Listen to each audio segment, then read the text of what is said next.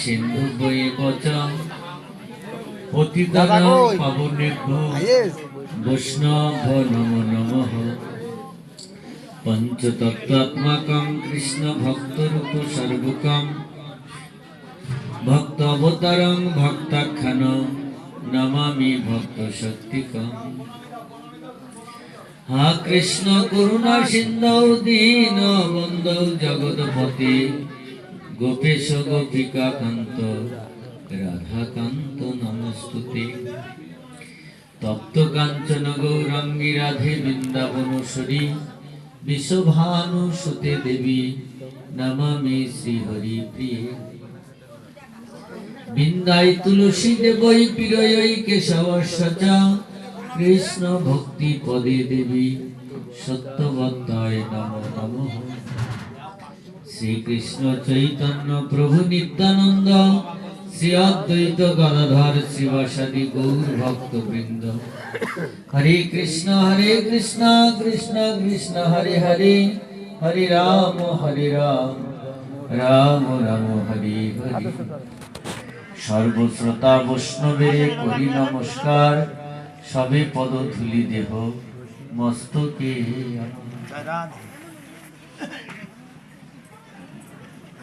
জয় শ্রী রাধা মাধব। আমাদের পূর্বে আমার বাবা অজয়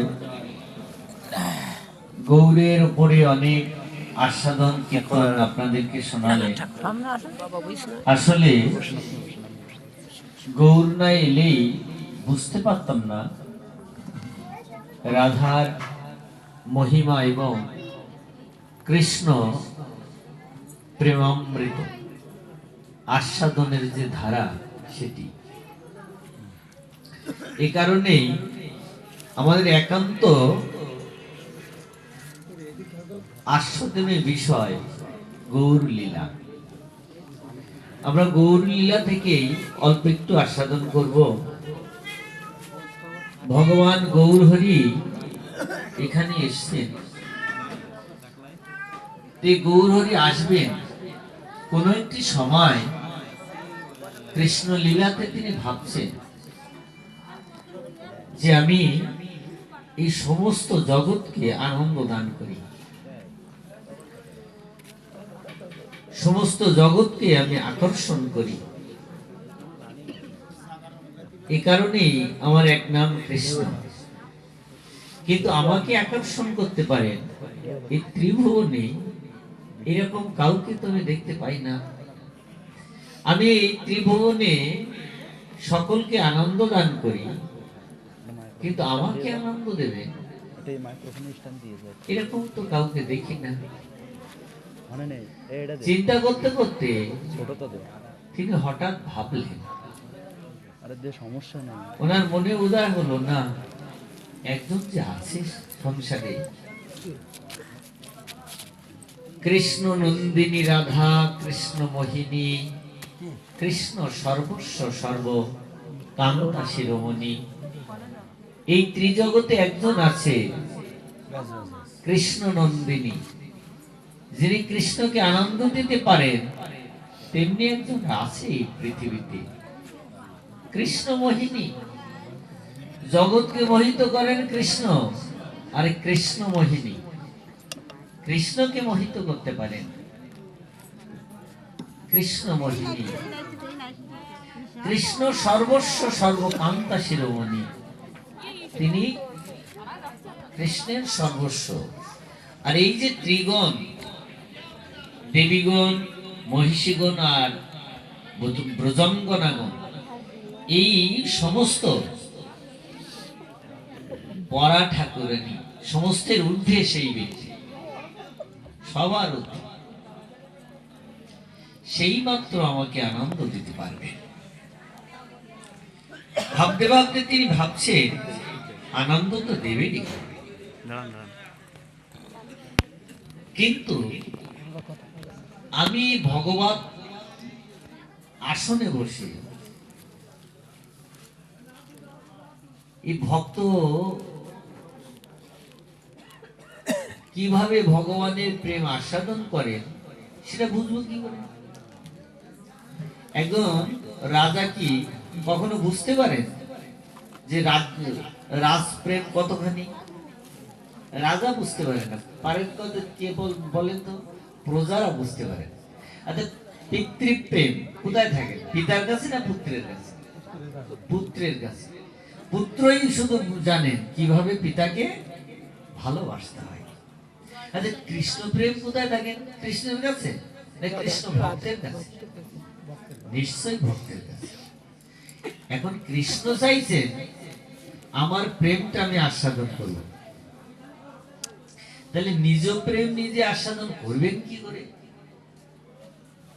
তাই তিনি ভাবছেন, ভাবতে ভাবতে ভাবলেন যে আমার ভগবতের স্থানে বসে আমি এই প্রেম লাভ করতে পারবো না বা আস্বাদন করতে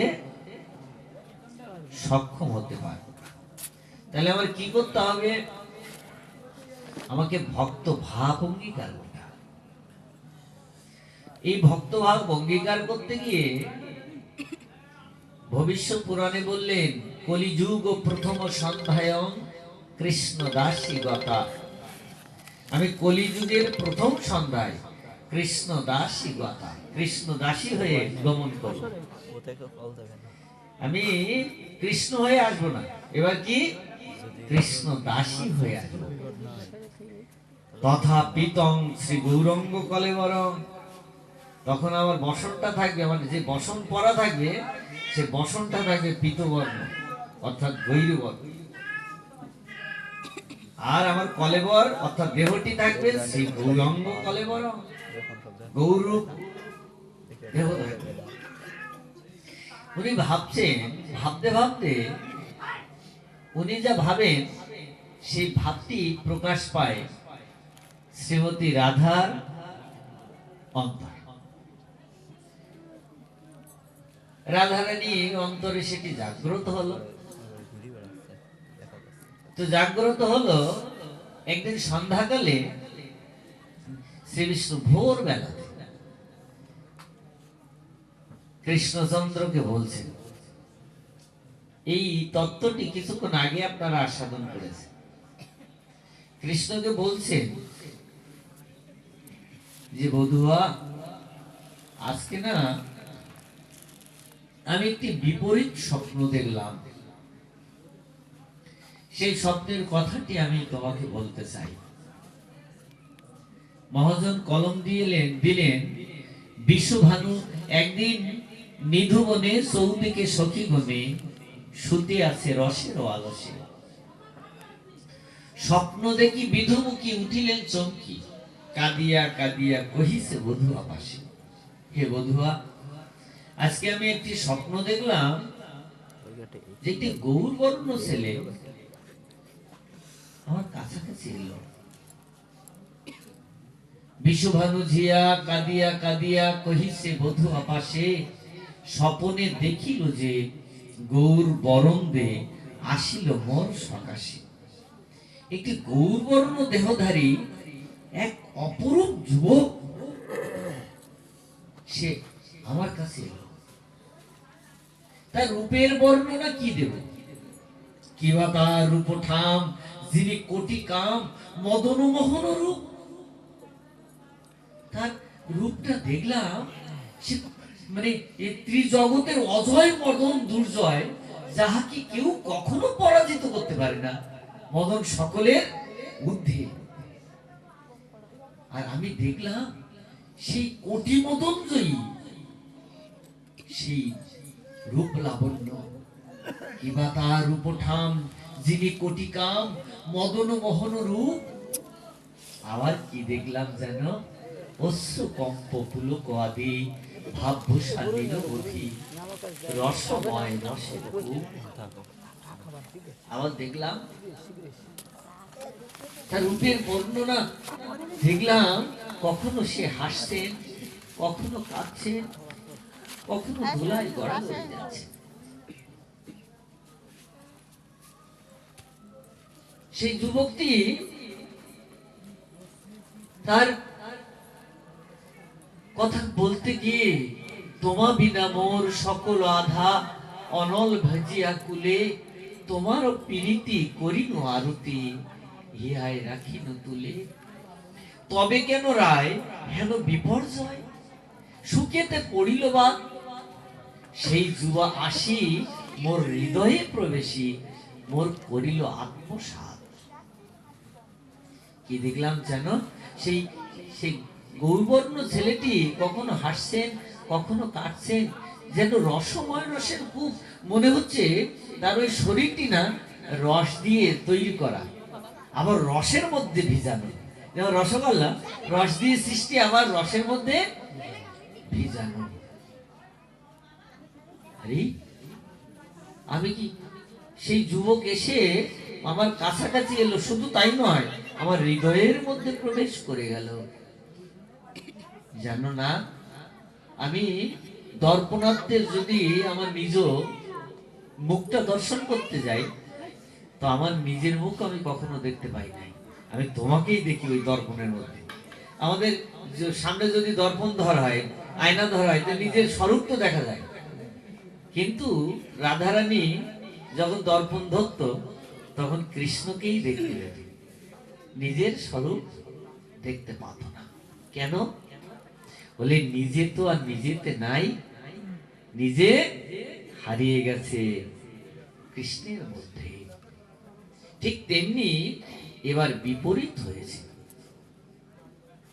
সেই কৃষ্ণটি রাধার মধ্যে ডুবে গেছে।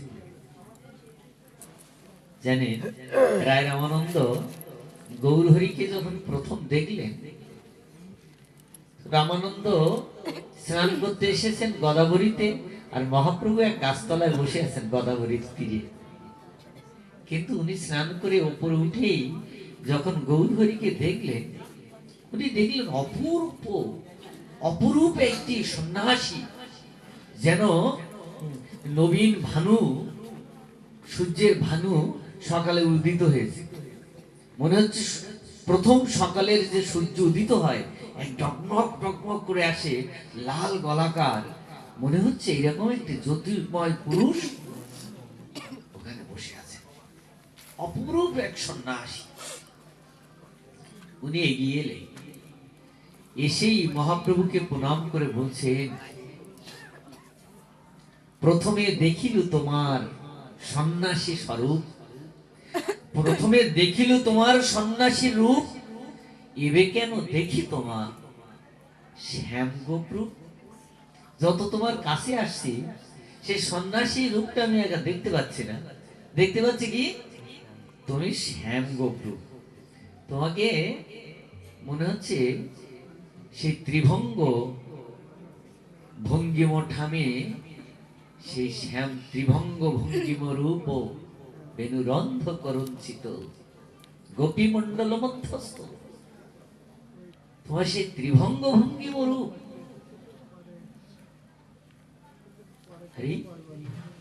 তুমি কে? আমি যাকে দর্শন করছি, সত্যি কি তুমি সে? আমার দেখাটা ভুল হয়নি তো? মহাপ্রভু সেদিন বলেছিলেন, না গো রায়, তুমি ভুল দর্শন করো নাই, তুমি যাকে দর্শন করেছ সঠিক দর্শন করেছ। অসুর ভাবেতে কৃষ্ণ কভু নাহি জানে,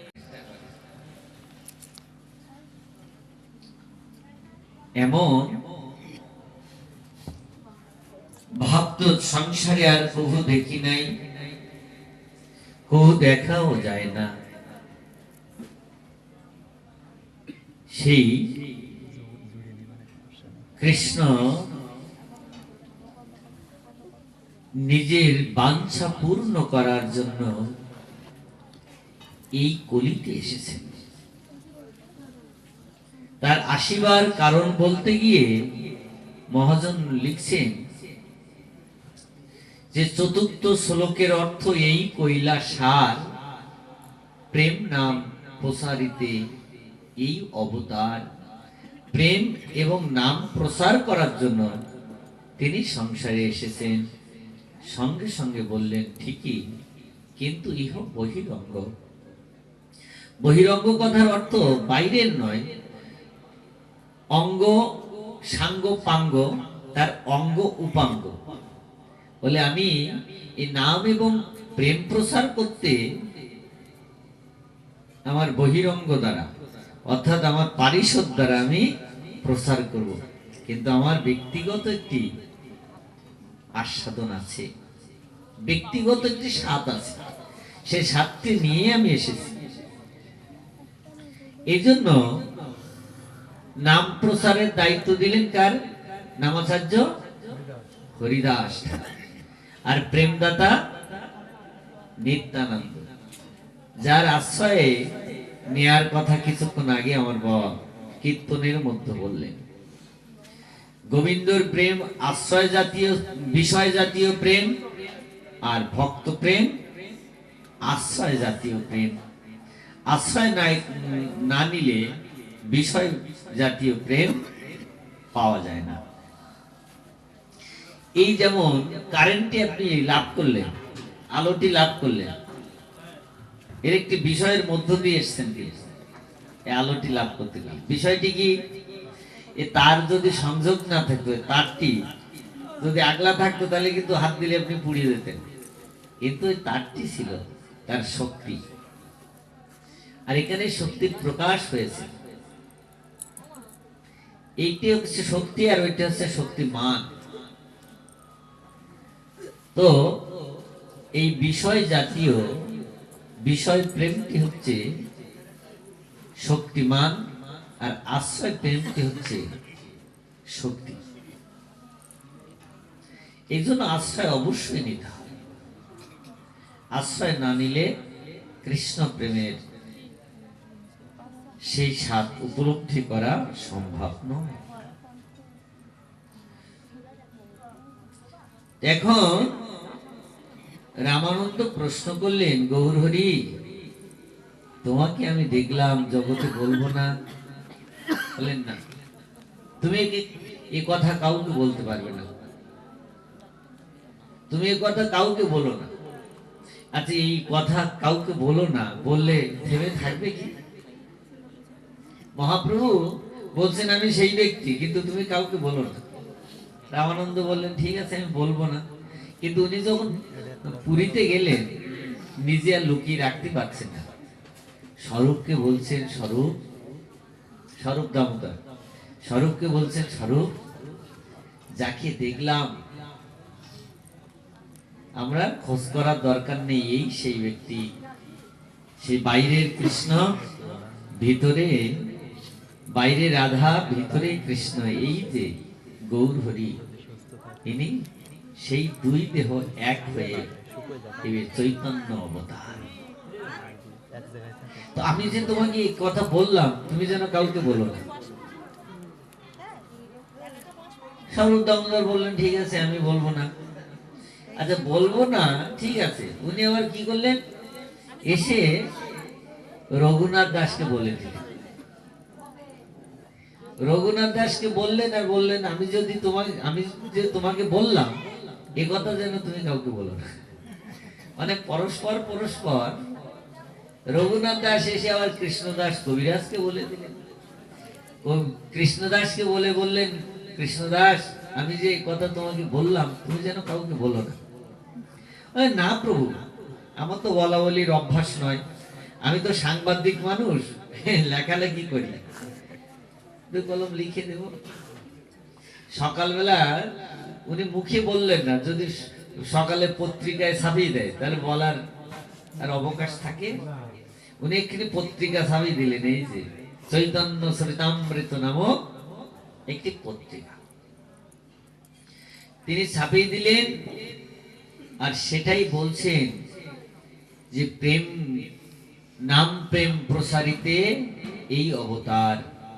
ঠিকই, কিন্তু ইহ বহিরঙ্গ, আর এক হেতু আছে, শোনো অন্তরঙ্গ। পূর্বের পৃথিবীর ভার হরিবারে কৃষ্ণ অবতীর্ণ হইলা শাস্ত্রেতে প্রচারে। ভগবানের কর্ম নহে ভার হরণ, স্থিতিকর্তা বিষ্ণু করে জগৎ পালন। কিন্তু যে কালে হয় অবতার কাল, ভার হরণ কাল হয় তাহাতে বিশাল। নারায়ণ চতুর্ভুহ মৎস্য অবতার মন্বন্তর অবতার যত আছে আর সবে আসে কৃষ্ণ অঙ্গে হয় অবতীর্ণ, ওই সে অবতারে ভগবান কৃষ্ণ পূর্ণ।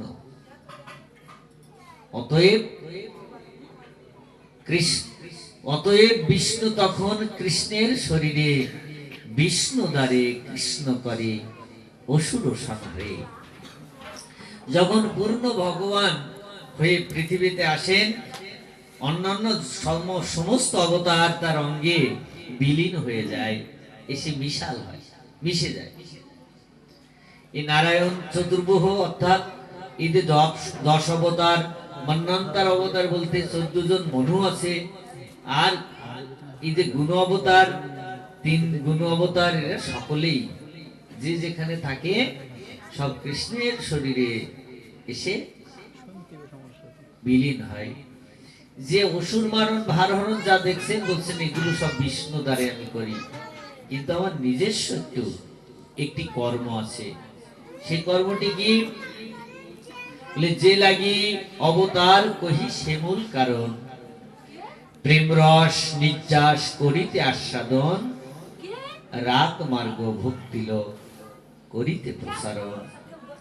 রসিক শেখর কৃষ্ণের এই কার্য নিজ, রসিক শেখর কৃষ্ণের এই নিজ কার্য। এই প্রেমের জন্য তিনি পৃথিবীতে অবতীর্ণ হলেন। সেই প্রেম আস্বাদনের জন্য গৌরহরি কখনো কখনো নিজে পাগলের ন্যায় ছটফট করছেন, কারণ আপনি না আচরণ করলে জগৎকে শেখানো না যায়, এই জন্য নিজেই আচরণ করে জগৎকে শিখাচ্ছেন। তিনি রাধিকার ভাবমূর্তি ধারণ করে রাধিকার ভাবাবেশে এবার প্রলাপ করছেন। উপজিল প্রেমঙ্কুর, ভাঙিল যে দুঃখপুর, কৃষ্ণ তাহা নাহি করে পান। বাহিরে নাগর রাজ, ভিতরে শটের কাজ, পরনারী বধে সাবধান। মেঘপানে তাগিয়ে বলছেন, আমার সবে কৃষ্ণ প্রেমের অঙ্কুর হলো, কিন্তু মনে করলাম আমার দুঃখ এবার ভেঙে গেল, এবার দুঃখের বিনাশ হলো, কিন্তু কি কৃষ্ণ প্রেমের অঙ্কুর হলো, কিন্তু কৃষ্ণ পান করলো না। কৃষ্ণ সেবার জন্য 2টি ফল এনেছিলাম, কিন্তু সে কৃষ্ণ সেবায় যদি না লাগে, তাহলে লাভটা কি হলো? সুখ হলো কি? বলে কৃষ্ণ প্রেমের অঙ্কুর হলো, কিন্তু কৃষ্ণকে পান করাতে পারি নাই।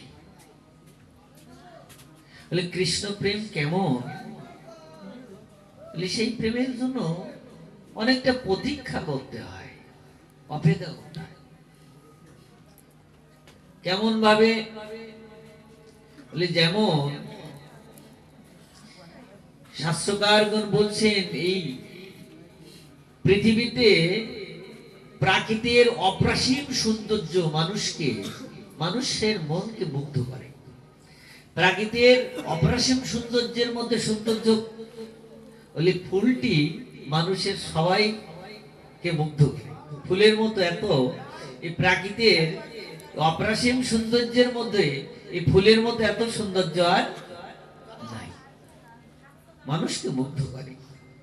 কিন্তু তার চেয়েও বেশি মুগ্ধ করে মনের মানুষ। ফুলের চেয়েও মানুষের আরো মুগ্ধ করে। যদি মনের মানুষ আসে, তাহলে ফুল তখন অতখানি আর আকর্ষিত হয় না। তাহলে দুজনকে ভালো লাগে, আর সেই ভালো লাগা থেকে অঙ্কৃত হয় পূর্ব রাগ। রাগ কথার অর্থ প্রেম। রাগ বললো কেন? বলে বহু নদী সাগরে এসে পতিত হলে সেই বহু নদীর মিলিত স্থানকে সাগর বলা হয়। ঠিক তেমনি বহু প্রেম একত্রিত হলে তাকে রাগ বলেছে। বলে পূর্ব রাগ দুজন দুজনকে ভালো লাগে, সেই ভালো লাগা থেকে অঙ্কুরিত হয় পূর্ব রাগ, ইক্ষুক দণ্ডের মতো। একটি ক্ষুদ্র ইক্ষুক অঙ্কুর ধীরে ধীরে পরিণত হয় ইক্ষুক দণ্ডে। এটা ক্ষুদ্র আখের যখন অঙ্কুর হয়, ওই সময় যদি ওই গাছটি আমরা চিবাতে থাকি, মিষ্টি লাগবে কি লবণাক্ত লাগে। কিন্তু যদি ধীরে ধীরে পরিণত হয় ইক্ষুক দণ্ডে এবং তার বুকে সঞ্চারিত হয় রস, বলেন তো এবার রস চাওয়ালে কেমন লাগবে? এবার ইক্ষুক দণ্ড গাল মুখ ছিঁড়ে যায়, তাও চাওয়াতে ইচ্ছে করে, তাও। আর ওই রসটি যদি মাড়াই করে গুড় জ্বালানো হয়, আরো মিষ্টত্ব আসে। গুড় ঠান্ডা করে আবার জ্বালালে চিনি তৈরি হয়, চিনি জ্বালালে মিশ্রি হয়, মিশ্রি জ্বালালে সীতা মিশ্রি হয়। মানে আরো কঠিন থেকে কঠিন, স্বাদ থেকে স্বাদ, দীর্ঘ স্বাদে পরিণত হয়। ঠিক প্রেমটি এইরকম একটি ক্ষেত্র। যতটি আমি আকর্ষণ করতে থাকবো, তত স্বাদ থেকে আরো স্বাদ বাড়তেই থাকবে।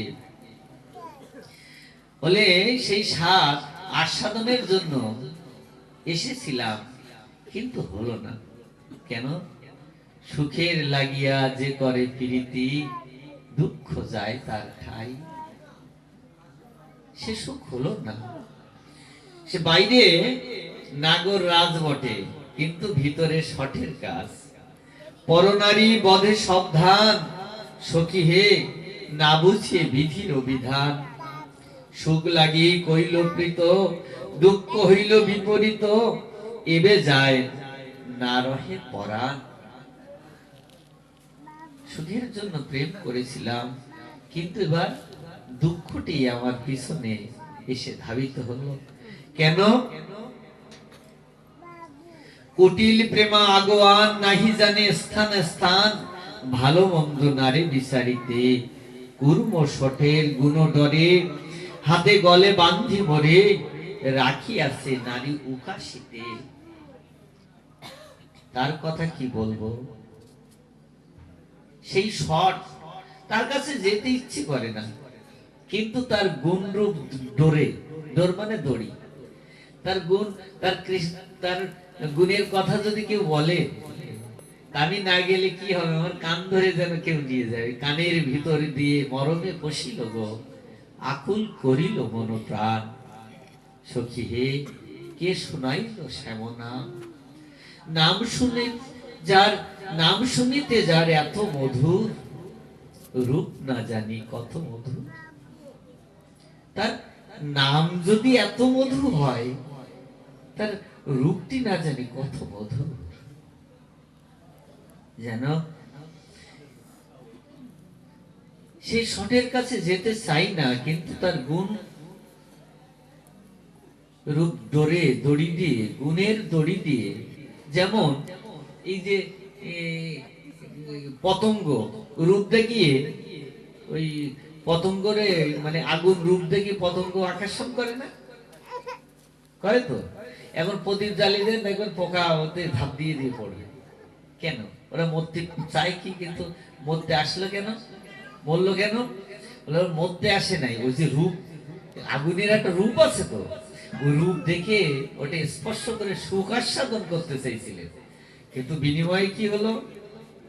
রূপের পিছনে যে দায়িকা শক্তিতে সে পুড়িয়ে মরে যাবে, এই ভাবনাটি তার ছিল না। ঠিক তেমনি সখী হে, আমাদেরও আমি বুঝতে পারি নাই কৃষ্ণ প্রেমের যন্ত্রণা এত। কৃষ্ণ মাধুর্য অমৃত প্রেম, যেন জম্বু নদ হেম। সেই প্রেমা নিরিলোকে না হয়।